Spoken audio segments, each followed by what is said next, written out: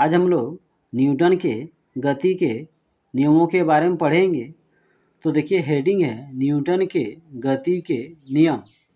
Newton ने गति से संबंधित 3 नियम दिए जिसे न्यूटन के गति के नियम के नाम से जाना जाता है। तो दोस्तों आइजैक न्यूटन ने गति से संबंधित 3 नियम दिए। उन्हीं नियमों को न्यूटन के गति का नियम के नाम से जाना जाता है। तो चलिए गति का प्रथम नियम के बारे में जानते हैं, यानी गति का पहला नियम के बारे में जानते हैं।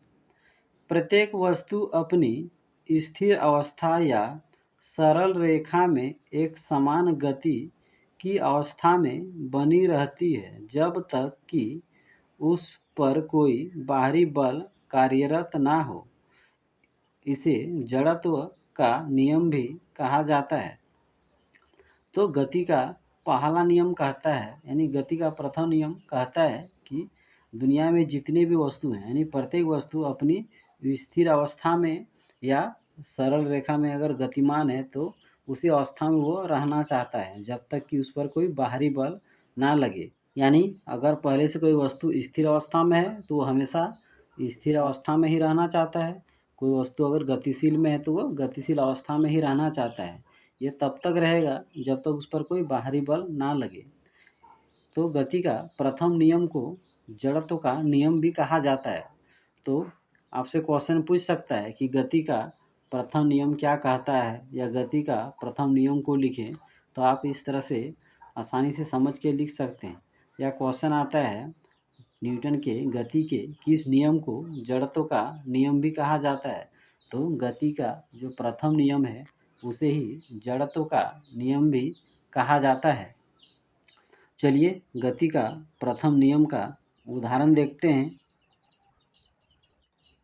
उदाहरण देखिए, मेज पर रखी किताब। मान लीजिए मेज पर कोई किताब रखा है तो वो भी विराम अवस्था में, तो वो किताब विराम अवस्था में ही रहना चाहता है जब तक कोई उस पर बल लगाकर उसे हटा ना दे।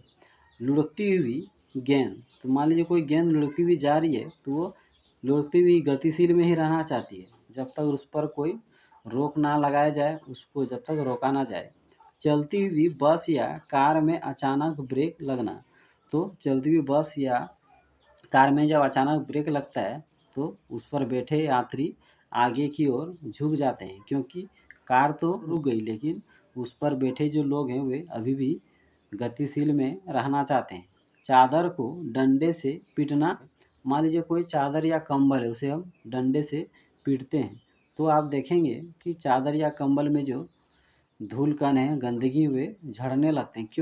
क्योंकि चादर या कंबल पहले विराम अवस्था में था लेकिन डंडा से पीटने पर चादर या कंबल गतिशील अवस्था में आ गया, जबकि चादर या कंबल में जो धूल कण था वे विराम अवस्था में ही रहना चाहते हैं। इसलिए जैसे डंडा से पीटते हैं तो चादर में गति आ जाता है और चादर या कंबल में जो गंदगी रहता है, धूल कण, वो नीचे गिरने लगते हैं।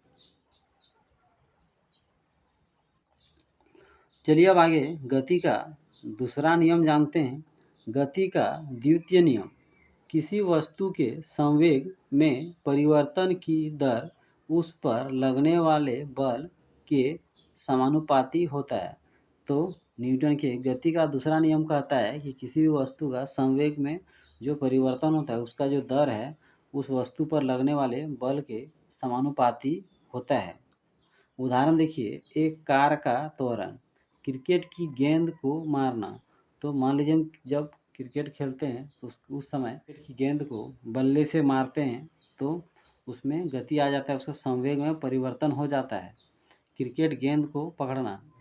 क्रिकेट खेलने के दौरान क्या होता है कि जब क्रिकेट गेंद किसी खिलाड़ी पास पहुंचता है तो वो पकड़ते समय अपने हाथ को पीछे करता है ताकि उस गेंद का संवेग में परिवर्तन हो जाए, बदलाव हो जाए। रॉकेट लॉन्च करना। रॉकेट लॉन्च करना भी गति के तृतीय नियम के उदाहरण है। तो इसे भी अच्छा से पढ़ लीजिए क्योंकि बहुत बार क्वेश्चन पूछा जाता है गति का द्वितीय नियम लिखें। गति का द्वितीय नियम से आप क्या समझते हैं, उदाहरण दीजिए।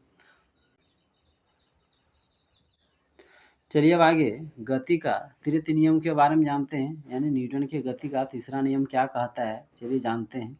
प्रत्येक क्रिया के समान एवं विपरीत प्रतिक्रिया होती है। तो गति का तीसरा नियम कहता है कि दुनिया में जितने भी क्रिया हैं उसके समान लेकिन विपरीत दिशा में प्रतिक्रिया होती है। उदाहरण देखिए, दीवार पर गेंद मारना। मान लीजिए आप दीवार पर गेंद को धीरे मारते हैं, तो वो गेंद दीवार पर धीरे से टकरा कर आपके पास धीरे से आएगा, लेकिन आप गेंद को बहुत ज़ोर से दीवार पर मारते हैं तो वो गेंद उतना ही तेज़ी से आपकी तरफ आएगा। बंदूक से गोली चलाना। तो जब बंदूक से गोली चलाई जाती है तो गोली तो आगे निकलती है, वो गोली उतना ही बल पीछे की ओर लगाती है। नाव चलाना। जब हम लोग नाव चलाते हैं तो नाव को आगे ले जाने के लिए हम लोग क्या करते हैं, पानी को पीछे की ओर ढकेलते हैं, यानी नाव जितना आगे ले तेज़ी से ले जाना है, पानी को उतना ही तेज़ी से नीचे धकेलना होता है। नाव से कूदना। जब भी कोई व्यक्ति नाव से कूदता है तो वो व्यक्ति आगे की ओर जाता है, उसके पैर से नाव में बल लगने के कारण नाव पीछे की ओर हट जाते हैं। तो कई बार एग्ज़ाम में पूछा गया है न्यूटन के गति के तीनों नियमों को लिखें, उसके उदाहरण दीजिए। तो आप इस वीडियो को अच्छा से देख लीजिए।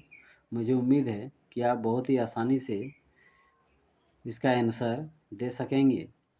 तो न्यूटन के गति के तीनों नियमों को मैंने बहुत ही सुंदर ढंग से यहाँ लिख दिया है।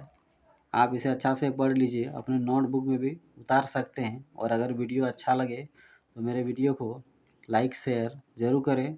मेरे यूट्यूब चैनल को ज़रूर सब्सक्राइब कर लीजिए।